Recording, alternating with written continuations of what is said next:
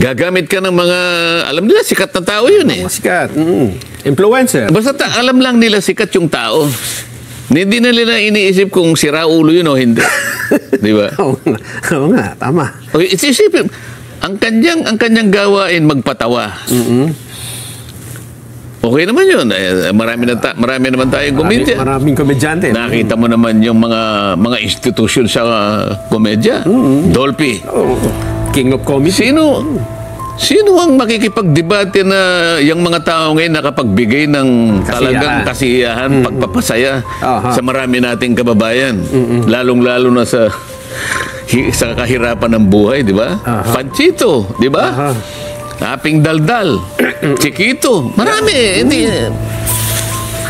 Pagpapasaya, isang lehitimong gawain, isang lehitimong profesyon. At talaga namang kailangan ng isang lipunan. Alam nga naman, puro lang tayo kalungkutan naman. Hindi pa pwede yun. Wala bang, di ba? Oo. Pero kapag gumawa ka ng isang bagay, pinilit mong magpatawa, para alipustahin mo ang kapwa mo. At the expense of others. Di ba? Pangalipusta, panlalait. Nasa tamang pag-iisip ba yung tao na yun, Nelson? Parang binanggit nyo kanina, parang Pareto. Ikaw lang sumaya.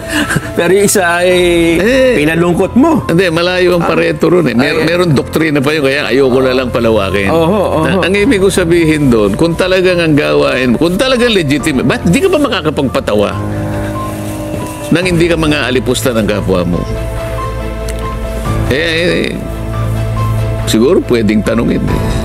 Wala bang kamag-anak yun na magpapayo sa kanya? Yun talagang tunay na kamag-anak. Kaibigan. Kaibigan kaya. Nakakaawa eh. Di ba? Sino bang tao ang masasabi mo na walang kapintasan? Lahat naman ng tao. Tama naman. Pero Huwag mong gagawing katatawanan. Huwag mong gagawing katatawanan yun eh. Lalong-lalo na ikaw ang pinakamaraming kapintasan. Halimbawa. Sa bagay, siya nga, may problema sa sarili niya eh. Hindi niya malaman kung lalaki siya o babae siya.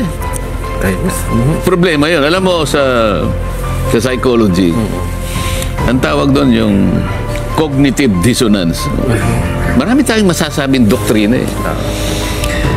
Ang katapus-tapusan lang yan eh, dapat para ang ating bansa ay maging progreso. Lahat tayo. Ano man ang profesyon natin, magpakasigasig tayo, magpakasipag tayo.